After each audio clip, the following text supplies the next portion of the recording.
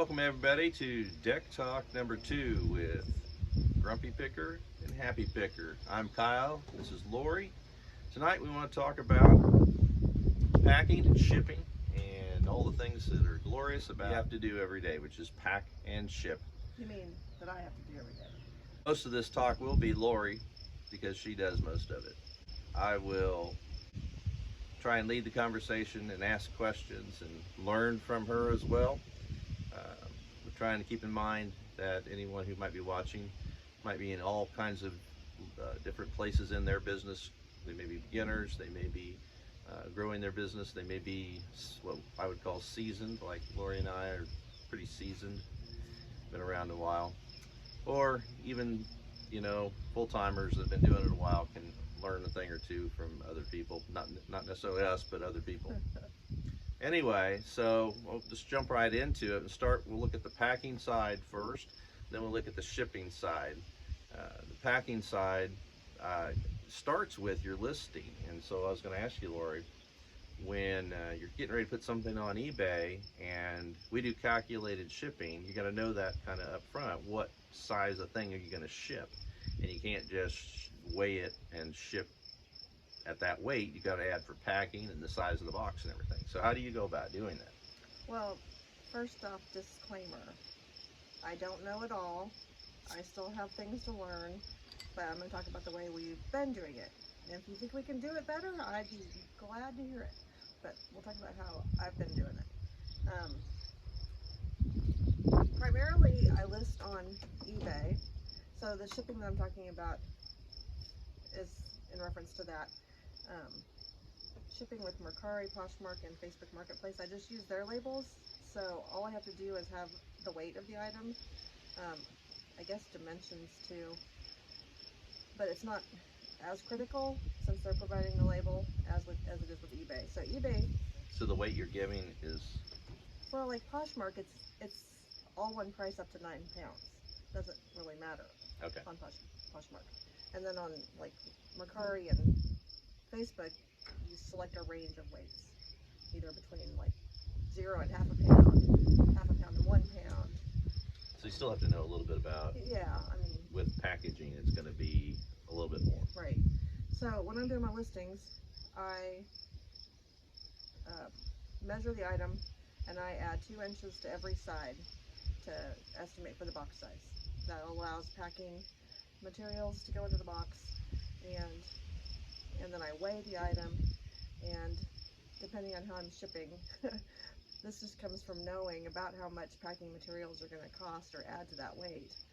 Obviously, the bigger the item is, the more your packing materials are going to cost. But you can weigh, like if you know your box, you have your box there, you can weigh your box with it, or if you've been doing it a lot, you kind of get to know, well, these boxes weigh about half a pound. Bigger boxes weigh between 1 to 2 pounds, depending on how big you get. And so, what kind of scale do you use? it's a 100-pound scale that we bought off of Amazon. And so it weighs everything from an ounce up to 100 pounds. Did you bring it to show everybody? I sure did not. I guess we'll be clipping this part out. So what kind of scale do you use? Oh, I'm so glad you asked. I happen to have it right here. It's an Accutech, and I got it off of Amazon. It's 110-pound scale, and it even starts at like less than an ounce, I believe. Anyway, so. And why do you have this like this? So big boxes fit on it, and you can still see the weight. Our first scale was just right on it. That didn't work very good. And you couldn't see what you were trying to weigh. So we found this one where you have it totally separate. Yes. And then it even comes with little flaps. One of which is broken. So that you can lay it up in there so they don't roll off, or something like that. That was what, $20, $25? Wasn't very much. I don't remember. You purchased it. Yeah. So they're not too bad, and it's worth the price. Yeah, we used to have, before we got smart about one scale, I had a little like kitchen scale for little stuff. Then I had a bigger scale for up to 25 pounds. And then I had a monster scale in my garage that would go up to, I think, over 100. no, I think maybe 100. So now I have one scale that does it all. Okay. And so, did you answer what you add to? How do you know how much to add for the box and the bubble wrap? I mean, it's just, once you've done it a little bit, you just get a feel for it. So early on, you were actually packaging it probably for the most part, putting it in the box wrapped up. That's what I remember. I think if you are concerned about it, err on the side of caution and add that extra pound or whatever, and then that way you'll cover any mistakes you might make, hopefully. So bubble's important. How much bubble wrap do you add? Well, I think they tell you at the post office or at FedEx or UPS to use between 2 to 3 inches around on all sides. I probably don't go as far as 3 inches most of the time. Sometimes I do 2 inches, but it also depends on what it is. You know, not everything we ship needs to have bubble wrap. So You don't bubble wrap sweaters? I don't bubble wrap sweaters. I don't even like pack them with paper. They can go in an envelope. So envelopes are nice. Yeah, easy. So packing with bubble is for things that I'm worried about getting damaged, obviously.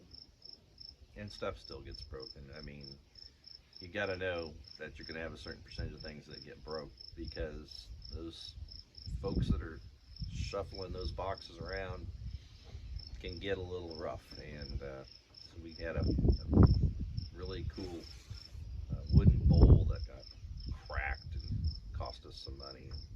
You always want to insure stuff that can break and is going to cost you a lot. I mean, if it's a $5 item, obviously not. But Well, insurance is a whole other ball of wax that I don't know if you want to get into today or not.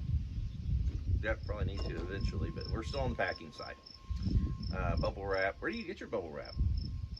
American Bubble Boy. And that's not even a paid endorsement. So American Bubble Boy needs to give us a call. We have tens and tens of views. So. And paper. How do you use paper when you're wrapping? Do you use it in conjunction with bubble or anything like that? I do. Paper can be a good filler. Obviously, those air pockets that you get in packages from Amazon can be really nice to have, but I don't always have those because I haven't bought the machine to make them. And so paper makes a good filler. Newsprint specifically. I used to just have friends that gave me newspaper, but I recently found a source for buying the ends of the rolls of newsprint, which has been amazing. I just love being able to pull off what I need and not have to worry about the ink getting on anything. And So how did you find that source? I called a newspaper and asked them if they had any leftovers. They directed me to where I could get some. So A local printer? yeah, not real local. It's about 45 minutes for me to get there. That's the closest I could find, but well worth it. All right. You talked about envelopes. What kind of envelopes are you talking about, and how do you use them? Well, I buy poly mailers and then use them for wrapping things that aren't breakable, obviously, and that are smaller in size. And also sometimes I use the priority mail envelopes, the flat rate envelopes that are provided for free.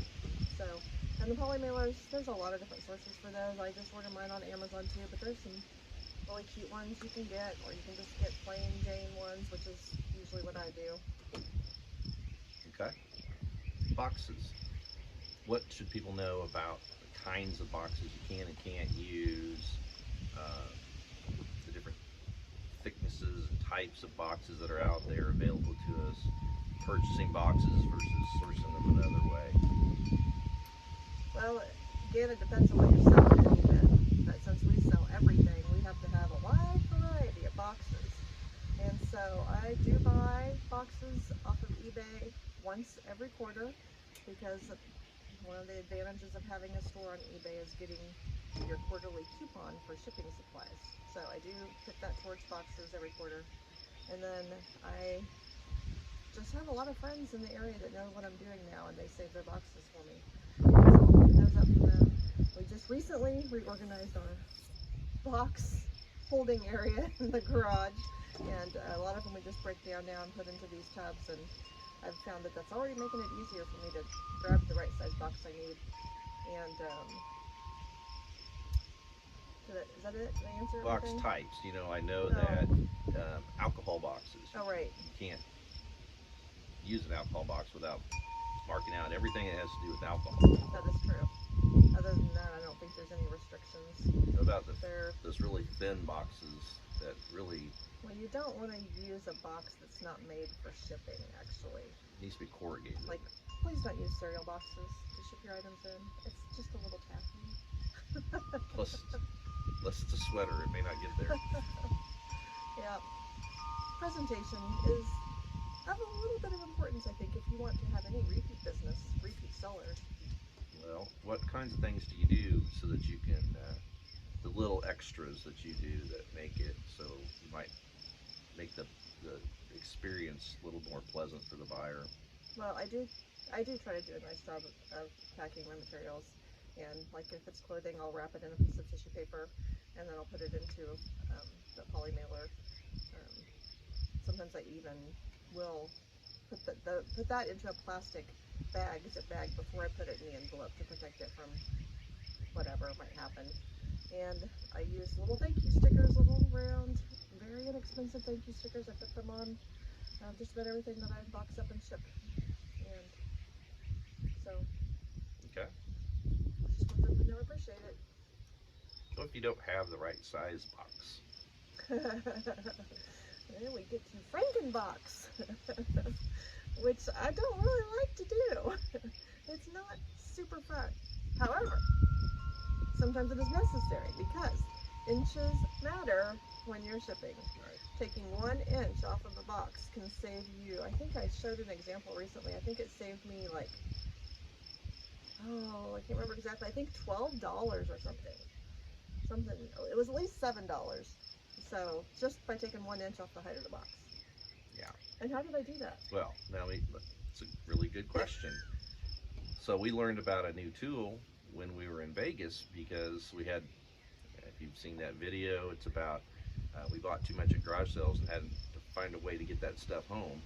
So we went to FedEx and we had a box that we bought from them, but it was much too big for what we were packing. And they said they'll resize it for us. And they pulled out this little tool, Which we've never seen before. It's called a box resizer, and it sits over the edge of the box, and you roll it back and forth to score the edge, and then do it on all 4 sides, and you just fold it in right along that edge and tape it down. This was like $10 on Amazon, and it's been a great tool for us. We've used it a lot since Vegas. We used to try to just freehand it, you know, and so then the box wouldn't always be real straight or square. Yeah. So this has improved that. It's very good. So it's a nice tool to have, and they don't cost too much. So another thing you ought to put into your arsenal. Okay, so I think that's everything I have on my mind about packing. Anything to add about packing? No. So let's talk about workflow. So you get up in the morning, we've had a whole bunch of sales yesterday. How do you go about the process of picking and packing your stuff? What do you do? Well, that's going to be different for everybody. For me, that is, I do my packing every morning. Our local post office closes at noon, and when I order for them to pick up from my house, they're usually here between 12 and 1, so I just want to get my stuff packed and out the door first thing in the morning, or get the packing done first thing in the morning. So I pull all my inventory that's sold, and this is where my workflow is not ideal because we live at home and don't have one dedicated area, but we have our inventory downstairs. I bring it upstairs. I do my packing at our kitchen table. I have packing supplies in the buffet next to me, and then our boxes are just outside the door in the garage. And I go out and I find, or I separate it into what needs envelopes, what needs boxes, and then I'll go find the boxes for everything that I need, and I'll pull out my envelopes that I need, and then I now have my bubble wrap outside, so I'll take my things out that need bubble wrapped and I'll wrap them up, and then I bring it all in and assemble it at the kitchen table. And then when I'm done assembling, I weigh the item, I write it on the box, or I also do write what's in the box when I'm done shipping or when I'm done packing it. Yeah, rookie mistake if you don't, because you'll end up with a bunch of boxes in front of you and you won't remember which is what, and you'll have to pop it back open. Very important. Yeah, so I write the weight, I write the what's in it, and I also write the size. I measure it and write the size. And then I'm ready to sit down at my computer and get my labels ready. Now you talked about USPS pickup. They'll actually come to your house for free and pick up your packages as long as you have at least one first Right. class. You have to have at least one first class or priority. One first class or priority. They won't do it for partial select only or media mail only. Okay, and so if you get on the computer the night before and tell them you're going to have 8 packages or whatever, and an estimated weight, then they'll come that next day and they'll pick them up for you, usually. Usually. I've learned I can't count on them 100%. Yeah. Now, so you're on eBay and the person's paid. How do you decide USPS, UPS, FedEx, whichever one you're going to use? Do you ever go to pirate ship or anything like that? All right, this is probably a debated topic because We're asking how we do it. I know, and the way I do it is that I use calculated shipping for eBay. I give them shipping options. Usually they can choose between, depending again on what it is, they can choose between first class or priority or partial select and priority, or if it's big enough, I'll give them a UPS or a FedEx option. Usually FedEx for us because drop-off is close for us for that. But when I go to print the label, there's nothing that says I absolutely have to use the method that they selected unless they have a PO box, which then you have to use USPS. So I put in the actual weight, the actual dimensions that are on my box because they may vary from what I had my estimated, and then I select the best option for me and for us. And like if they select partial select, when I buy the label through eBay, I don't get a shipping discount from eBay for that, so I pay what they paid, but that comes, you don't get any insurance or protection when you use partial select. So I often will upgrade them to priority mail because that comes with the protection of insurance. And usually the difference in cost is negligible. It's even sometimes been less than what they paid still. So I just look and see what's going to be my best option. And sometimes you need to pay attention too because with priority mail flat rate envelopes, if your item is small enough but it's heavy enough, you might be able to ship it cheaper by sending it that way. So just have to pay attention to what the options are. Okay. And I don't ever downgrade them. Right. If they're wanting it in 3 days or whatever, you're going to at least have whatever service will get. I don't ever downgrade them. Right. I just sometimes I upgrade their way of shipping. Because it's Chosen. Okay. We talked about USPS pickup a minute ago, and one thing that we discovered, which we found really interesting, is we had gone off we'd taken our packages and put it ready to take to UPS, and we'd headed out of town and forgot we had the packages. So we were stopped at a local quick shop, and a UPS driver pulled up, and we said, "Hey, just a quick question, can you take a package from us if it's pre-labeled and ready to go?" He goes, "Sure." That was a huge help. So we gave that to him, and then we went and did it again. I don't know, and we went an hour away. We were way far from here, and pulled over a driver that was stopped where he was stopping, and can you take a package from us? Sure. And so don't discount that if you're in a pinch. If you see a driver and you've got your package, you can just hand it to them. So. We also have FedEx and UPS delivering to us, things that we order, and sometimes when I have packages that are ready to go out the door, we'll just send them with them also. And that's a nice help too. So, free shipping versus calculated shipping, and we're mostly talking eBay, right? There's not, Right. yeah, okay. Yeah, that would be eBay. What's our preference and why? I almost 99.9% of the time I do calculated shipping, and that is because shipping can vary so much, and it's not just based upon the package weight and size. It's based upon where you are and where it's going to. So some people use flat rate shipping, and they have to just plug in an amount and hope that based upon where it's going, they've charged enough. So I like calculated shipping because it's going to be very close. If my estimates are right, it's going to be exactly right or very close to what it's actually going to cost to get it where it's going. And free shipping, I don't like free shipping because, like in the case of returns, if you've sent something for free shipping, you're paying that shipping cost, and when they return it, you have to give them the full purchase price back. Like if they return it and they've paid shipping, you only have to give them the purchase price less their shipping cost. Unless we've done something wrong. Right. If they just decide, I don't like it, I'm just gonna send it back. Right. As long as it's in not as described shape or whatever they call it. I don't know if that makes sense, but I just feel like, and we don't get a lot of returns, so I don't know. Maybe it's not that big of a deal, but it's just how I like doing things. I like being able to charge the customer very close to what it's actually going to cost to ship, and not have to be making guesses and hope that I'm going to cover my costs. Yeah, so. And that's where we are at in our business right now, and it could change. And if we get bigger like we hope, we might change our process and policy. But for us right now, that's what we do. Media mail. What is media mail? What isn't media mail? And when can you use it? Because media mail is usually much cheaper, isn't it? It's definitely cheaper. Well, because books can be very heavy. So, yeah, media mail is designed to ship, obviously, media. But what's media? Media to the U.S. Post Office is printed materials that do not include advertising. So no comic books or magazines can go media mail. Also, film can be shipped. So music.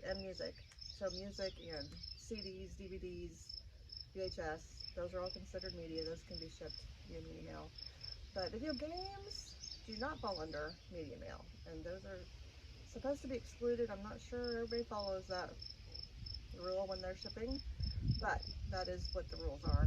And media mail is subject to inspection, so they can open it and then charge you if you've misused the media mail. Yeah. I've never had a problem, but yeah, But I try to ship. I try to follow the rules. Yeah, so. we are rule followers. We do our very best to follow all rules. So, well, that's all the notes and thoughts that I had. Anything else you want to tell these people about? A lot of people I know that haven't really started selling on eBay or don't sell on eBay very often are intimidated by the shipping portion of it. And I guess it can be a little confusing, but it's not that hard. You can figure it out.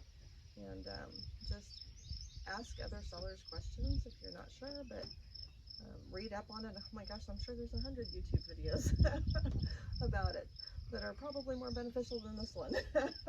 Can they ask you anything? They can ask me too. Yes, okay, absolutely. Well, sure is beautiful tonight.